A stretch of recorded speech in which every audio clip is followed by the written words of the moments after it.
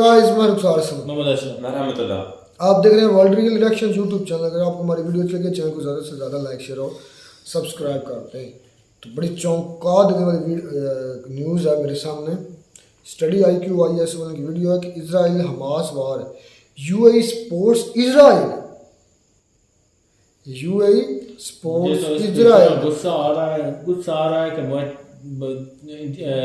Dubai में जाके उसका खलीफा जो है ना वो तोड़ दूं। पहले देखते हैं वीडियो फिर देते हैं इस पर एक्शन।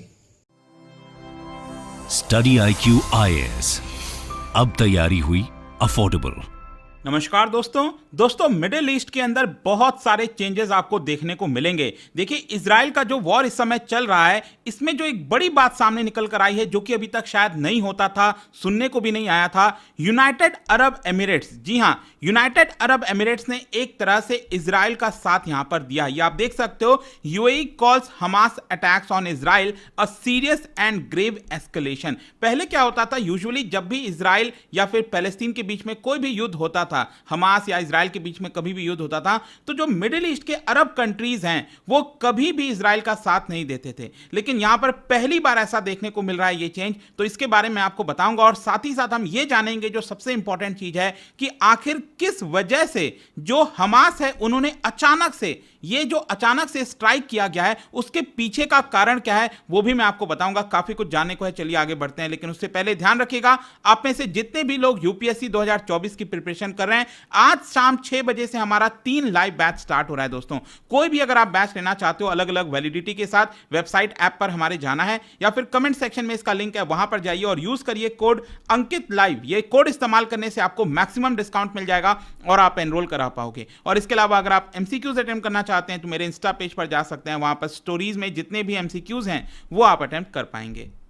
तो चलिए इसकी शुरुआत करते हैं, लेकिन सबसे पहले यह देखते हैं कि एग्जैक्टली हुआ क्या है। देखिए यूनाइटेड अरब एमिरेट्स, आप सबको पता होगा, एक इंपॉर्टेंट कंट्री है मिडिल ईस्ट में, गल्फ कंट्रीज के अंदर अगर आप देखोगे तो उनके द्वारा अभी बताया गया है कि ये जो अटैक हुआ है पैलेस्टीनियन इस्लामिस्ट फैक्शन हमास के द्वारा, आपको पता ही है हमास जो कि गाजा पट्टी के अंदर है, उनके द्वारा जो अचानक से इतना बड़ा अटैक किया गया। और आपको पता ही होगा यह अटैक कोई छोटा मोटा नहीं था, मतलब पिछले कई वर्षों में सबसे बड़ा यह बताया जा रहा है। जिस तरह से अचानक से बहुत सारे रॉकेट्स लॉन्च किए गए, और वो तो छोड़िए, यहां पर आपने देखा होगा कि कई सारे जो इजरायली पीपल हैं उनको अगवा करके गाजा पट्टी में ले गया गया है, मतलब कि उनको किडनैप कर लिया गया है और आगे देखना होगा कि कैसे उनको छुड़ाया जाएगा। तो ये सारे सिचुएशन को देखते हुए UAE की तरफ से ये बयान आया कि this situation is serious and it is a grave escalation. मतलब कहीं ना कहीं सारा इसकी तरफ था कि जिस तरीके से हमास ने अटैक किया अचानक से, और वो भी हॉलीडे के दिन,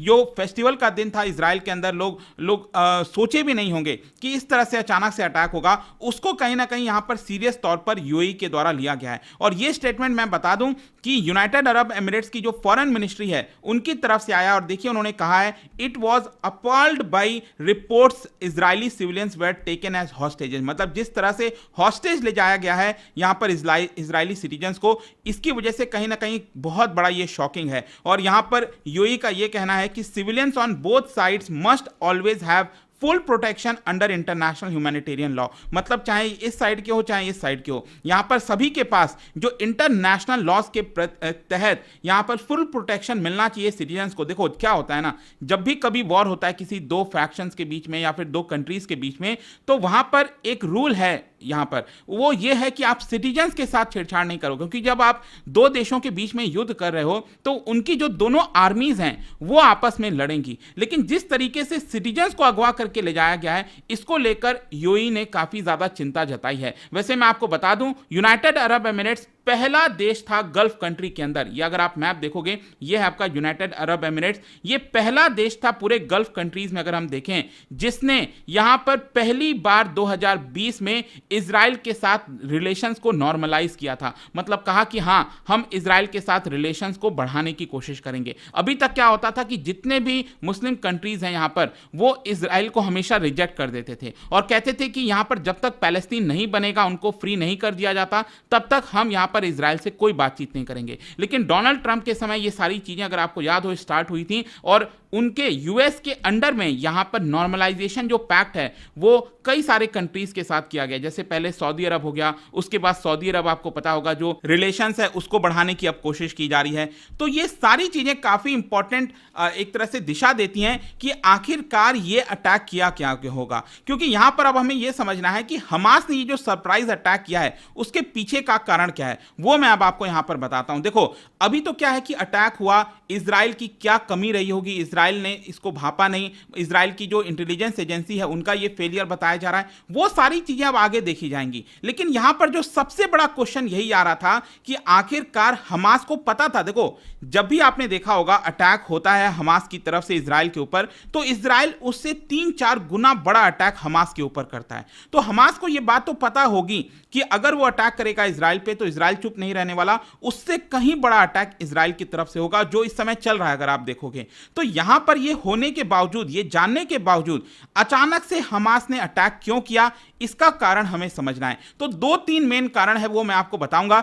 सबसे पहला है डिटोरिएशंस ऑफ रिलेशंस। अगर आप देखोगे जो पैलेस्टीन और इजराइल के रिलेशंस है वो अभी लगातार खराब होते जा रहे हैं। देखो क्या होता है कि अगर दो देशों के बीच में, दो रीजन्स के बीच में अगर रिलेशंस इंप्रूव की तरफ बढ़ रहे हैं, पॉजिटिविटी की तरफ बढ़ रहे हैं, तब तो यहां पर चलो ऐसा कुछ देखने को नहीं मिलता। लेकिन पैलेस्टीन और इजराइल के बीच का जो रिलेशंस अगर आप देखोगे रिसेंट ईयर्स में और ज्यादा तेजी से खराब हुआ है। स्पेशली यहां पर प्रॉब्लम यह बताई जा रही थी कि इजराइल की तरफ से जिस तरह से वेस्ट बैंक के अंदर रेड किया जा रहा था, रेड कहने का मतलब है आपने सुना होगा जो अल अक्सा मॉस्क का कंपाउंड हो गया, वहां पर इजरायली सिक्योरिटीज ने रेड कर दिया। अब इजराइल की तरफ से यह कहना है कि यहां पर बहुत सारे जो लोग हैं वो इजराइल के खिलाफ काम कर रहे हैं, तो उनको पकड़ने के लिए हम इस तरह की रेड कर रहे हैं। लेकिन जो भी यहां पर रेड किया गया इजराइल के द्वारा इस साल, मैं आपको बता दूं, उसमें अभी तक 200 पैलेस्टीनियंस की मृत्यु हुई है और करीब 30 इजरायलीज की भी मृत्यु हुई है। तो ये जो भी चीजें हो रही थी पिछले कुछ समय से, ये एक बड़ा कारण बताया जा रहा है कि जिसकी वजह से जो हमास है उसने अटैक करने की सोची होगी। इनफैक्ट यहां पर एक और जो पर्सपेक्टिव है वो आपको समझने की जरूरत है। अगर आप देखोगे यहां पर जब हम पैलेस्टीन की बात करते हैं तो वेस्ट बैंक के अंदर भी पैलेस्टीनियंस हैं और गाजा पट्टी, ये जो आप देख रहे हो यहां पर भी पैलेस्टीनियंस हैं। लेकिन गाजा पट्टी में जो रूल है वो एक तरह से हमास का रूल है, लेकिन जो वेस्ट बैंक है वहां पर उनके जो प्रेसिडेंट है आपको पता होगा उनका नाम है मोहम्मद अब्बास फतेह। तो मोहम्मद अब्बास फतेह के खिलाफ भी लोग थोड़ा नाराज हैं।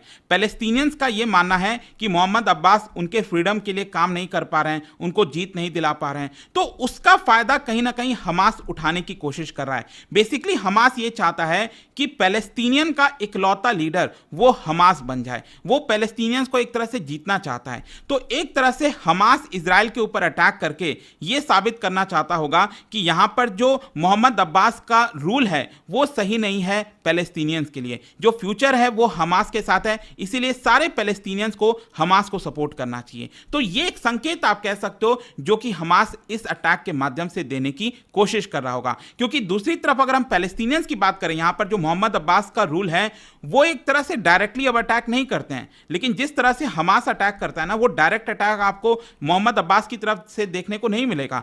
इसी की वजह से यहां पर काफी नाराजगी है पैलेस्टीनियंस में और उसका फायदा कहीं ना कहीं हमास उठाना चाहता है और उसी की वजह से, ये पहला रीजन मैंने आपको बताया जिसकी वजह से उसने इजराइल के ऊपर अचानक से इतना बड़ा अटैक किया। अब दूसरा कारण है वो है इजरायली सोसाइटी के अंदर यहां पर डिविजन्स देखने को मिला है पिछले कुछ समय से। देखो क्या हो रहा है कि इजराइल के अंदर भी अगर आप देखोगे तो वो एक काफी डिविजन किए गए ताकि जुडिशरी को कमजोर किया जा सके। और तो जी वीडियो होगी खत्म।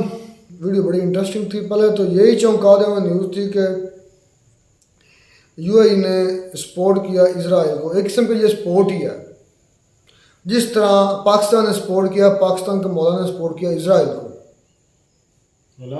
हाँ जी, आप चौंक जाएंगे। मौलाना फजलो रहमान ने ये कहा, उसकी क्या बात है, जाने दो। क्या कहा है? उसने कहा है कि फलस्तीन के मुजाहिदीन को नहीं सुना बयान? नहीं, मैंने उसका नहीं सुना। फलस्तीन के मुजाहिदीन को चाहिए कि वो इंसानी हकूक का ख्याल रखे, वो इंसानी हकूक का ख्याल नहीं रखते। आपको लगता है कि मौलाना फजल रहमान एक मिनट, मुझे तो इंसान ही नहीं लगता। ये बयान आपके वहम गुमान में था रहमतुल्लाह मौलाना फजल रहमान की तरफ से। फजल और रहमान से ये हमें आपको पता है, आपका जो जिसके पीछे आप नमाज पढ़ते हैं, आपके इमाम मस्जिद जो है वो उनके पैरोकार हैं। उनको रहने दे, मैं उनकी बात नहीं करता। उस कमीने को कहें, सॉरी उसको क्या कहना है, उस कमीने ने ये भी कहा था कि मैं पाकिस्तान बनने के जो उसके बाप ने कहा था। हाँ, उसके बाप ने कहा। और शुरू से देख लें, वो भी हुकूमत में रहा है, ये लूट भी रहे हैं, खा भी रहे हैं, और इसके खिलाफ पाकिस्तान सबसे बड़ा पहला मुल्क है अजीबोगरीब जिसने स्टेटमेंट दी, जिसके मौलाना ने अजीबोगरीब एक सिराजुल हक ने थोड़ी सी रैली निकाली है, त्याग बाकी किसी ने कुछ नहीं कहा। भाई जो हराम खोर होता है वो लब्बैक वाले भी जो हराम खाता है ना, उसको शऊर नहीं होता कि हलाल क्या है और हराम क्या है। तो जो हमारे, मैं तो उसको मौलाना बोलते ही नहीं, मैं उसको डीजल बोलता हूँ। डीजल साहब जो है ना, वो ऐसी स्टेटमेंट देते रहते हैं सिर्फ अपना जो उनका एक समंदर जितना पेट है वो भरने के लिए। तो रही बात, वो नहीं मानते, उनको दिखाइए। तो यार एक मर्तबा कहा था ना कि यार बात तो उसने वीडियो भी दिखाई थी रियाज साहब ने, उन्होंने कहा था कि ये आपके जो जिनको आप मानते हैं ये अपनी वोटिंग हो, तो खुद कहा मौलाना फजल रहमान ने कि अगर मेरी जमात को वोट देने के लिए आप अगर एतकाफ़ से उठते हैं, वोट डालते हैं, तो आपका एतकाफ़ नहीं टूटेगा, और अगर आप इमरान खान को वोट डालने के लिए उठेंगे तो आपका एतकाफ़ नहीं रहेगा, टूट जाएगा। ये स्टेटमेंट भी मौलाना फजल रहमान की है। यार हम उसको मौलाना मानते ही नहीं, आप मौलाना मानते रहे। हाँ जी, रही बात यूएई की, सबसे मुनाफिक है भाई, बात करने दे। यूएई जो है उसने तो पहले ही अपने मरासम इजराइल के साथ कैंप कर लिए थे, तो उन्होंने अपने मेरे ख्याल में एम्बेसी जो है इजराइल ने वो इधर यूएई में खोली और यूएई ने मेरे ख्याल में उधर खोल लिया। तो और फ्लैटों का भी तबादला हुआ था उनका। तो जाहिर सी बात है वो सपोर्ट उनकी करेंगे जहां उनको अपना मुआशी मुफाद नजर आ रहा है। फलस्तीन बेचारों से उनको क्या मिलेगा? कुछ भी नहीं मिलेगा। वो पहाड़ है, चौंका देने वाली यही उनके पास है। यूएई सपोर्ट कर रहा है इजराइल को, तो ये होना ही है। पाकिस्तान भी सपोर्ट कर रहा है इजराइल को। हाँ, ये हो गया कि पाकिस्तान के नाम मतलब नहीं, कमीने का नाम फजल और रहमान आपको लगता है कि इंसान है? मुझे तो इंसान लगता है। वो पता नहीं, वो तो भेड़िया है, शक्ल भी वो भेड़ियों की तरह है, जैसे बहु करके वो खा जाता है हर चीज को। किसी आपके सच में भाई भेड़िया है, उसका मुंह नहीं देखा, मुंह जिसके जो होता है ना, ऐसा मौलाना कह ले या इमाम कह ले, इसका मतलब है कि हम इकट्ठे नहीं है। तो मुस्लिम कंट्री जो है, हाँ बिल्कुल नहीं है, डिवाइड है बहुत होते। तो ये कब का स्टैंड ले चुके होते, कुछ ना कुछ करते हम, वाकई नहीं है। लेकिन ये सच है कि ये हकीकत। एक बात जो इस भाई अंकित ने की, इसने भी बड़ी डिटेल के साथ वीडियो बनाई है, मुझे भी कहीं थोड़ा बहुत अब डाउट हो गया कि ये कहीं पॉलिटिकल इशू नहीं हो, क्योंकि हमास का कंट्रोल है गजा में, और मोहम्मद अब्बास के ख्याल अब्बास है, उनका कंट्रोल है वेस्ट बैंक में। और ये भी हो सकता है कि हमास जो है वो कंट्रोल लेने के लिए, हमदर्दियां लेने के लिए वालों की हो सकता है, हो सकता है ये पॉलिटिकल इशू भी हो सकता है। सियासी चक्कर होते रहते हैं ऐसी जगह पे, हो भी सकता है लेकिन नहीं भी हो सकता। अब सच्चाई क्या है इसमें, ये तो फिर ये क्या वक्त साबित करेगा। नहीं भी हो सकता। हाँ बिल्कुल, हम वो उसने एक्सप्लेन किया वीडियो में, लेकिन उसके पास भी कोई प्रूफ नहीं है। उसने भी एक अपना माइंड के मुताबिक बात की है, तो सच्चाई तो इसमें नहीं है ना। सच्चाई होगी या नहीं, यार सिनेरियो ऐसे नजर आता है वैसे देखा जाए तो वन साइड की तरफ से, कि हमास चाहता है पूरे फलस्तीन पर हमारा मतलब होल्ड हो, और जो फतेह मोहम्मद या मोहम्मद फतेह क्या उसका नाम है, वो होल्ड खोल चुका है फलस्तीन पर, क्योंकि उसने कोई खातिर खा इंडिया अपना फलस्तीन की। ये नहीं कि वो उनका कहने का मतलब है कि जो उनकी है ना, जो आज़ादी की तहरीक वो चला रहे हैं, उस आज़ादी की तहरीक की सपोर्ट पूरी तरह से नहीं कर रहे, उस पर पूरी तरह फॉलो नहीं किया जा रहा जैसे होना चाहिए था। इस वजह से वो ये बयान, लेकिन शॉकिंग था, शॉकिंग फजल रहमान का भी, और ये भी शॉकिंग था। ये मेरे वह गुमान में ही था ये स्टेटमेंट। मिलता नहीं वीडियो में, तब तक दीजिए इजाजत।